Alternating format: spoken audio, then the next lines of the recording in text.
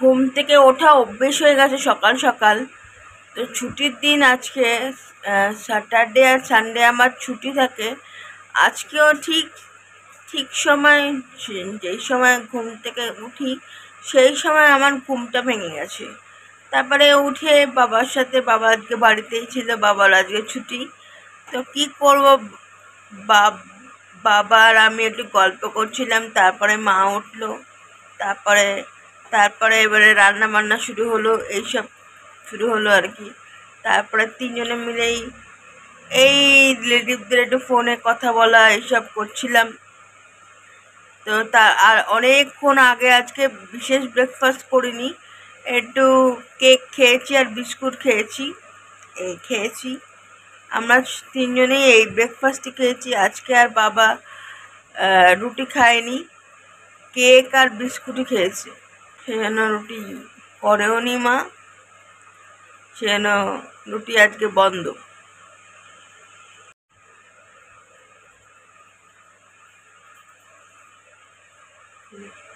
রোজ রোজ এক খাবার খেতে ভালো লাগে বলো? ওই জন্য আজকে রুটি বন্ধ।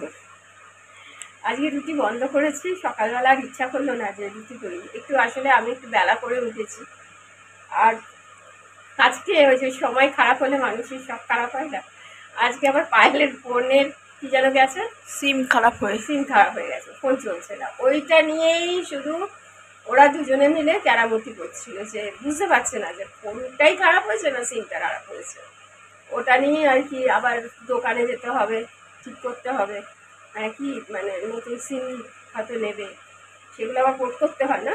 আর ওই নাম্বারটা আমার সব জায়গায় দেওয়া রয়েছে, আর ওটা ছাড়া আমার কোনো অ্যাপও কাজ করবে না, ইভেন ওটা ছাড়া আমি কাজই করতে পারবো না। রেজিস্টার্ড নাম্বার ওটা, সব জায়গায় ওই নাম্বারটা আমার চাই। তো ইমিডিয়েট অ্যাকশন নিতে হবে তার জন্য। তো আজকে আরো বাবার শরীরটা ঠিক ছিল না বলে, ঠিক ছিল না মানে আজকে বললো যে বাবারও তো ছুটি আজকে, হ্যাঁ কাজ একটু কম আছে, ওই জন্যই আর কি বলেছে যে আজকে আর বেরোবো না, আজকে একটু রেস্ট করি, সেই জন্য রেস্ট করছিল। এখন রান্না বসিয়েছি, আজকে দেখি কি রান্না করি। আজকে রান্না করতেও মনে হচ্ছে আমি রান্নাও ছুটি দিই। আমরা আজকে সবাই হলিডের মুডে রয়েছি। হ্যাঁ আজকে রান্না করতেও ভালো লাগছে না। যাই হোক দেখি কি রান্না বান্না করি শেষমেশ।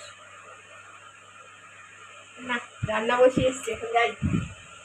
হচ্ছে ভাত আর এখানে ডাল আর পাঁপড় ভাজা, এই রান্না হয়েছে আপাতত।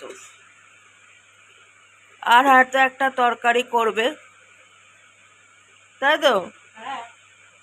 এখানে বসে গেছে স্নান টান করে। এখন দুপুরবেলা লাঞ্চ আনবে, আর আজকে ব্রেকফাস্টটা সেরকম হয়নি। হাঁটতে বেরো যাবে, জানেন, হাঁটতে বেরিয়ে ওখানে ফ্রুট কেক ছিল, লম্বা সে ফ্রুট কেক, বেশ খেতে ভালো কেকগুলো, ওটা পেয়ে গেলাম, নিয়ে এলাম।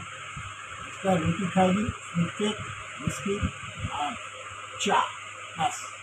এখন লাঞ্চ সারতে বলেছি, কী লাঞ্চ দেয় দেখি। স্নান সেরে এখন এই পুজো দিলাম, এরপরে আর কি খাওয়া দাওয়া করতে যাব। এখন পায়েলের বাবা আর কি একসাথে বসে গেছে খেতে, আর আমি পুজো দিতে এলাম। তো খাওয়া দাওয়া সেরে উঠলাম, উঠে তারপর একটুখানি রেস্ট আমার নেওয়া যা হয় না আর কি, তবুও আজকে একটুখানি রেস্ট নিচ্ছিলাম আর কি। তো দুপুরবেলা আর কি করব, তো খেতে খেতে প্রায় বিকেলই হয়ে গেল, আমার একটু দেরি হলো আর কি পুজো টুজো দিয়ে। আর দেখো না, এখন পায়েল ওই ঘরে সন্ধ্যা দিচ্ছে, আর এই দেখো জামা কাপড় দেখছো সব অগোছালো হয়ে রয়েছে, এগুলো এখন গোছাবো তারপর। ওই জন্যই এই ঘরে আমি আসলাম। তো অ্যাকচুয়ালি একটা কথা তোমাদের বলা হয়নি, সেই জন্যই আরও বলতে আসলাম যে তোমাদের ফ্রিজটা দেখে, কালকে ফ্রিজটা পায়েল দেখিয়েছে তোমাদের, দেখাতে তোমরা প্রত্যেকেই বলেছো খুব ভালো হয়েছে।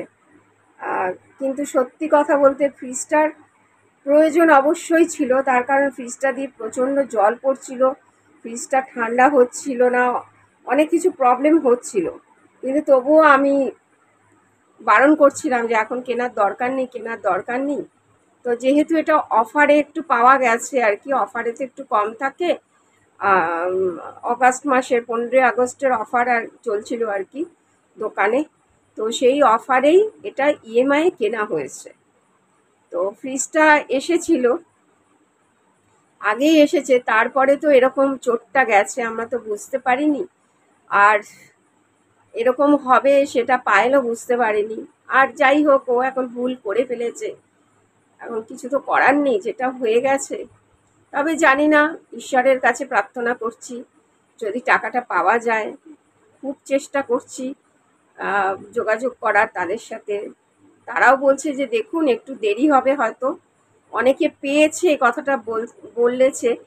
আজকেই কিছুক্ষণ আগে এক ভদ্রলোকের সাথে আর কি ফোনে কথা বলছিলাম আর কি, ওই ক্রাইম ব্রাঞ্চের সাথে।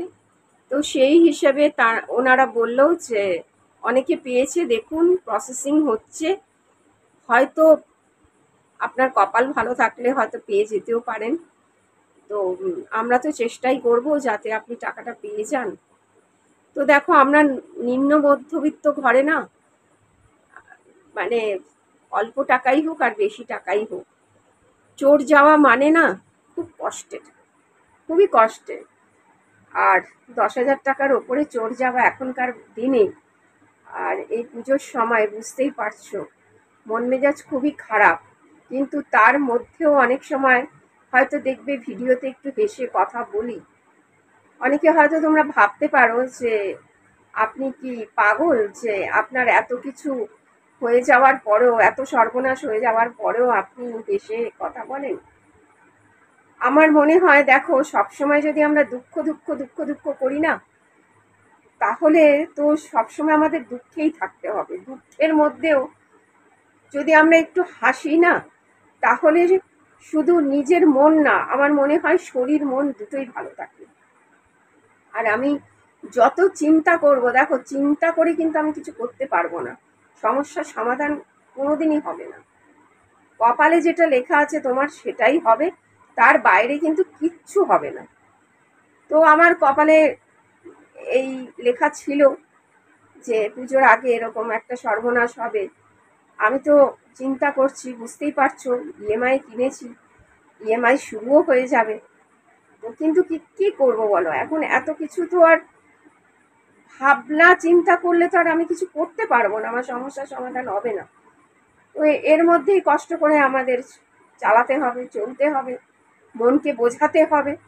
তো সেটার জন্যই তোমাদের সাথে আজকে আর কি শেয়ার করলাম এতটুকুই, যে ফ্রিজটা জোর করেই পায়েল এবং পায়েলের বাবা দুজনেই আমাকে আর কি জোর করে বললো। আমি ডবল ডোর নিচ্ছিলাম না, আমি সিঙ্গেল ডোরের কথাই বলছিলাম। কিন্তু ওরা বললো যে না, আসলে পায়েলের বাবার জীবনের শখ আহ্লাদ আমারও কম, পায়েলের বাবারও কম। কিন্তু তবুও ওর মনে হয়েছে যে না, অনুপমা তো জীবনে কিছু চায় না, আমি শখ করে ওকে একটা কিনে দিই। তো সেই হিসাবেই আর কি পায়েলে কিনে দিয়েছে। কিন্তু ওর বাবা মেয়ে দুজনে কনসাল্ট করে বলেছে না, আমরা তোর মার জন্য এটাই নিই। তো সেই হিসাবেই আর কি ডবল ডোরটা নেওয়া হলো। তো সত্যি মানে উপকার তো অবশ্যই হয়েছে, জায়গাও অনেকটা। তোমরাও বলেছো খুব ভালো হয়েছে, শুনেও ভালো লাগলো। তো আজকে এতটুকুই তোমাদের জানালাম, সব কিছু বললামও। ক্রাইম থেকে কি বললো, ক্রাইম ব্রাঞ্চ থেকে কি বললো। আজ এখানেই ভিডিওটা শেষ করছি। কালকে আরেকটা ভিডিও নিয়ে তোমাদের কাছে আসবো।